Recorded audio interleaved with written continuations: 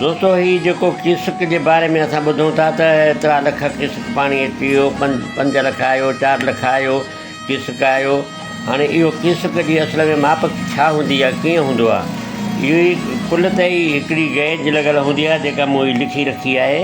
हिन में जेका हेठां हले थी पई फुट लिखियल आहिनि। इहे कयो हेठि ऊंडाई पाणी जी 17 फुट आहे ऐं पुल जी जेका लेंथ आहे, जेका पुल जी जेका ड्रगाइब आहे उहा फ़र्ज़ु कयो केतिरी बि आहे, 200 ताईं आहे, 500 ताईं आहे, या 1000 ताईं आहे।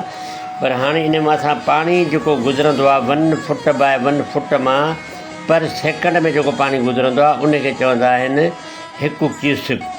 हाणे उहो 1 क्यूसिक पाणी फ़र्ज़ु कयो हीउ असांजो 17 ते बीठो आहे, हिन महिल 17 फुट पाणी हेठि आहे ऐं हिन पासे लेंथ हुनजी जेका आहे सा फ़र्ज़ु कयो 200, 400, 500 ताईं जेतिरी बि आहे त 17 बाय 200 खे असां मल्टीप्लाई कंदासीं त उन मज़ा असांजा क्यूसिक ठहंदा। हिकिड़े क्यूसिक में 28 लीटर पाणी थींदो आहे, 28.317 1 लीटर में पाणी निकिरंदो आहे।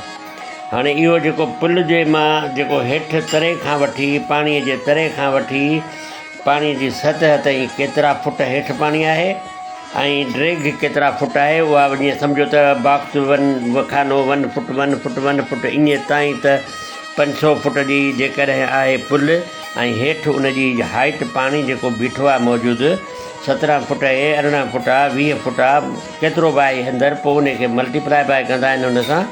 पर असल में आयासीं त हिन हिकु दॿे मां पर सेकंड में जेको पाणी गुज़रंदो आहे उहो उनखे क्यूसिक चवंदा आहिनि ऐं उनजो जेको वज़न थींदो आहे पाणीअ जो उहो 28 लीटर .317 इन जो जेको आहे सो थींदो आहे पाणीअ जो अंदाज़ो माप।